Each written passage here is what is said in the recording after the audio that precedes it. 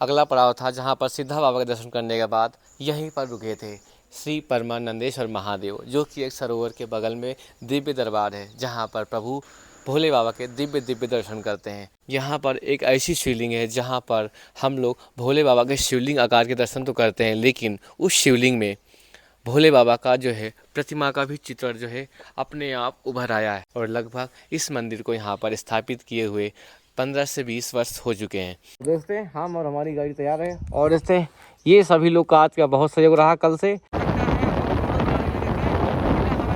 तो दोस्तों देखते हैं, अब आ चुके हैं हम इस जगह पर। देखते सीता रसोई आश्रम रक्सेलोना गांव में स्थित है, जहां पर शनि और शिव मंदिर हमें देखने को मिलने वाला। तो चलिए चलते हैं, अब इस रूट से चलेंगे हम। और जैसे सामने कैसे पूरा जगह खाली खाली है और सारे यहाँ पर पत्थर ही पत्थर देखने को मिल रहे हैं, तो हमको बस इसी जो रास्ते से चलना है। देखिए रास्ता है नहीं, बस बना हुआ है। तो चलिए चलते हैं, बढ़ते हैं आगे और देखते हैं कहाँ पर है सामने वो स्थान। तो दोस्तों, जैसे कि हमने आपको दिखाया, रास्ते पर से होते हुए सीधा रसोई की ओर हम लोग बढ़ते हुए फाइनली जो है दोस्तों आ चुके हैं। और ये भैया हम लोग को जो है चल रहे हैं दिखाने कि प्रभु श्री राम की वो सीता रसोई कहाँ थी। तो बस वहीं बढ़ते हुए चल रहे थे और देखते हैं वो सीता रसोई कहाँ पर है और आपको भी दिखाते हैं। ऐसे ही जो है जंगलों में और पत्थरों के रास्तों से होते हुए हम लोग उस स्थान को देखने वाले हैं।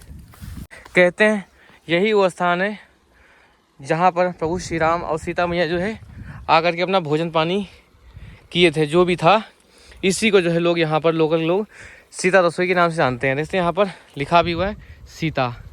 तो इस तरह से हम लोग यहाँ पर इस दृश्य को देख पाते हैं। और भाई साहब चारों तरफ देख सकते हैं, आपको ऐसे जो है जंगल ही जंगल देखने को मिलेगा। तो दोस्तों, सीता रसोई में दर्शन करने के बाद अब हम लोग चल रहे हैं बृहस्पति कुंड की ओर। बहुत ही अद्भुत दर्शन होने वाले हैं बृहस्पति कुंड के।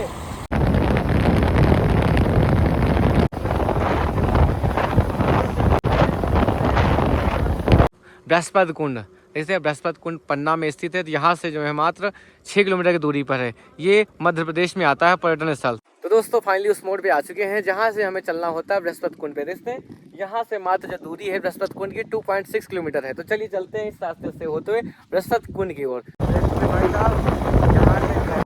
और तो दोस्तों देखते हैं हम आ चुके हैं बृहस्पति कुंड। देखते हैं ये नज़ारा आपको यहाँ के दरबार का देखने को मिल रहा है। तो दोस्तों अपनी गाड़ी वहाँ पर पार्क हो चुकी है।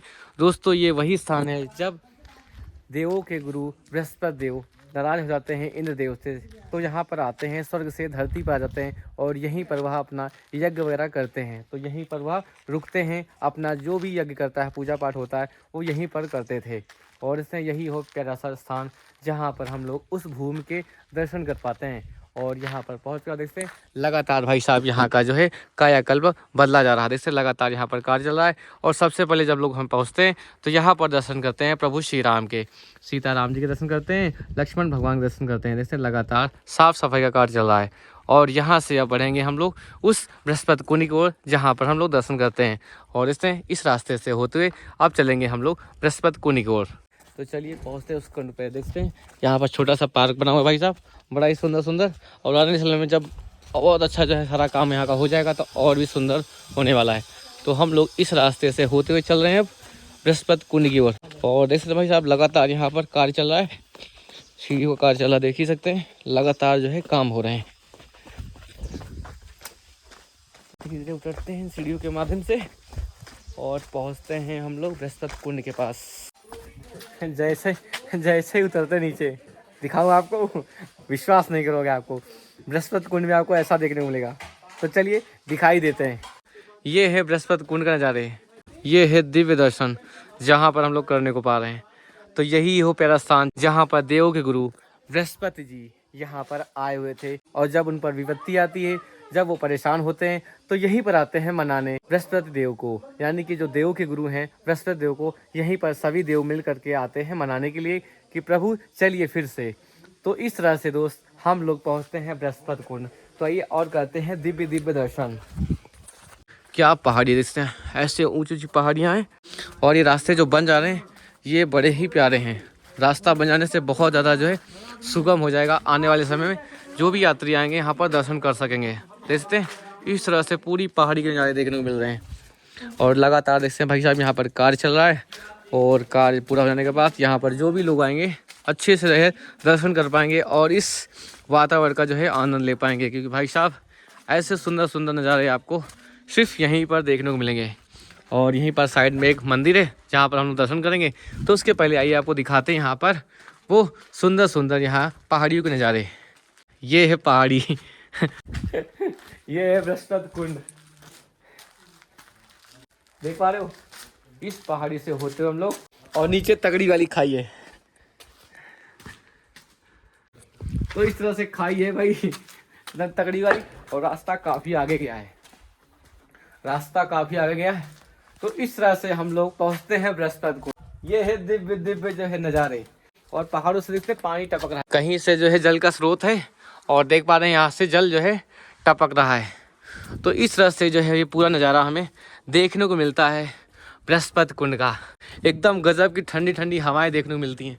तो आइए करते हैं सबसे पहले वहाँ पर दर्शन, उसके बाद हम लोग और भी आगे चलेंगे, ऐसे दिव्य दिव्य नज़ारे देखेंगे। तो दोस्तों सीढ़ी से उतरने के बाद लाल कलर का दरवाज़ा देखने को मिलेगा, और इससे यहाँ पर दिव्य दिव्य प्रतिमा लगी हैं, और सामने यहाँ पर नंदी महाराज हैं। तो चलिए चलते हैं इसके अंदर, दर्शन करते हैं, जहाँ पर हम लोग को कुछ और भी चीज़ें देखने को मिलेंगी। देखते हैं यहाँ पर धुनी बनी हुई है, यज्ञ वेदी, और यहाँ पर देख सकते हैं यहाँ पर भोले बाबा के दिव्य दर्शन करते हैं। तो आप सभी लोग हर हर महादेव लिख दीजिए। और देखते हैं यहाँ पर बना हुआ है छोटा सा कुंड, जहाँ पर जो है पहाड़ों से होता हुआ जल आता है। और यहीं पर दर्शन करते हैं हनुमान दादा के, बजरंगबली के। देखते हैं इस तरह से हम लोग इस मंदिर में दर्शन करते हैं। तो इस तरह से आपको यहाँ पर इस मंदिर के अंदर ऐसे दर्शन हो जाते हैं। तो चलिए बढ़ते हैं पहाड़ी की साइड, और आपको दिखाते हैं बृहस्पति कुंड, जहाँ पर हम दर्शन कर पाते हैं उस बृहस्पति कुंड के।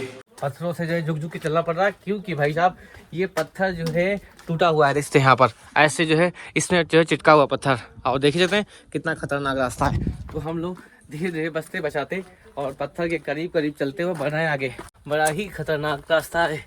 तो ऐसे ऐसे रास्तों से होते बढ़ रहे हैं, क्योंकि देखते ऐसे जो है पत्थरों के बीच में हल्का सा गैप हो रखा है। तो इस गैप को बचाते हुए, ओहो सिर में बच गया, लगा नहीं। तो ऐसे बचते बचाते बढ़ते चले आगे। तो आइए चलते हैं और आगे, और वहाँ पर हम लोग को एक आदमी भी देखने को मिल रहा है यहाँ से। तो आइए बढ़ते हैं वहाँ पर, और बृहस्पति कुंड की ओर पहुँचते हैं। यहाँ से जो है ऐसे अद्भुत दर्शन हो रहे हैं, ऐसा लग रहा है कि अब हम लोग सच में जो है राम वनगमन की यात्रा में है। प्रभु श्री राम जो है ऐसे ही रास्तों से होते हुए बढ़े हैं अपने वनवास वर्ष में, और पहुंच चुके हैं हम उन सीढ़ियों के पास जहाँ से चलेंगे हम दर्शन करने। और देखते हैं यहाँ पर पहाड़ियों से जो है जल का रिसाव लगातार हो रहा है। तो इस तरह से यहाँ पर जल भर गया है। ये पानी का कोई भी स्रोत नहीं है, कहाँ से ही आ रहा है देख ही सकते हैं। और इतना ढेर सारा जल यहाँ पर एकत्रित हो रखा है ना अद्भुत। यही है प्रकृति। तो चलिए इन सीढ़ियों के माध्यम से चलेंगे हम लोग नीचे, जहाँ पर बृहस्पति कुंड के दर्शन करेंगे।